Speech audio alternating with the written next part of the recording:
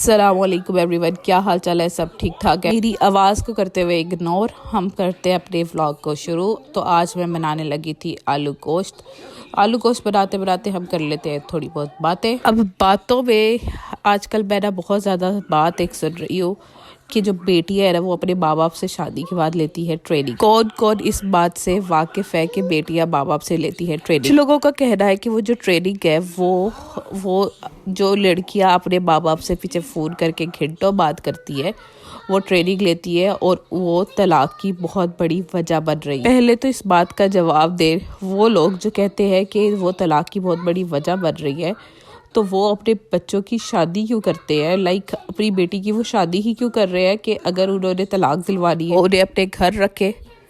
مگر پیرنٹس جو ہے وہ کبھی بھی ایسا نہیں سوچتے۔ اور ایک اور بات، بیٹا جو ہے آپ کا وہ گھنٹوں اپنے ماں باپ سے بات کر سکتا ہے، یہ ان کے ساتھ ہی رہتے ہیں، 80% تو 90% ان کے ساتھ ہی رہتے ہیں، وہ گھنٹوں بات کر سکتا ہے، وہ رائٹ ہے۔ بٹ کیوں بہو اپنے ماں باپ سے بات نہیں کر سکتی؟ یہ کہا جاتا ہے کہ جس دن اس کی شادی ہوگی اس کے بعد اس کے بیکے کے ساتھ رابطہ بہت لمیٹڈ ہونا چاہیے، ورنہ بیکے کو تو بچے نان کے نہیں جانے، بیوی بیکے نہ جانے۔ کیوں بھائی، یہ کیا شٹ چل رہا ہے؟ یہ ساری چیزیں نا 90s کی چلتی آ رہی ہے، 90s کے اس سے پہلے کی چلتی آ رہی ہے، اور کوئی اس بات کے بارے میں کوئی ایکشن نہیں لیتا، اور لڑکیاں جو ہے نا وہ پستی جا رہی ہے۔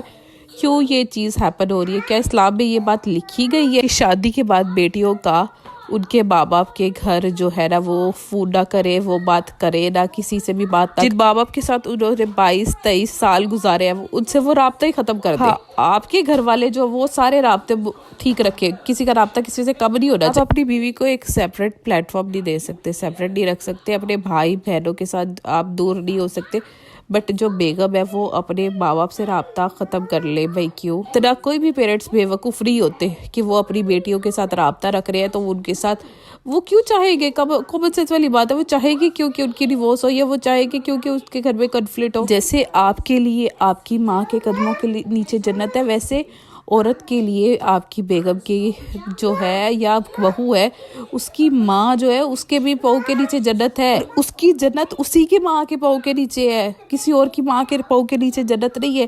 وہ جب تکلیف میں ہوتی ہے تو صرف اسی کی ماں کو دنیا میں سوائے ایک بندے کے آپ کی تکلیف کا احساس کسی کو نہیں ہوتا، وہ آپ کے ماں باپ۔ میں نے ایک بندے کا نام اس لحاظ سے لیا کیونکہ میرے والد صاحب جو ہے وہ اس دنیا میں نہیں ہے، مگر میری مما ہے، اللہ تعالیٰ انہیں لمبی عمر تندرستی دے۔ لٹرلی میں تکلیف میں ہوتی ہوں، ان کو فکر لگی ہوتی ہے، دے کال می 10 ٹائمز کہ حافظہ تم ٹھیک ہو؟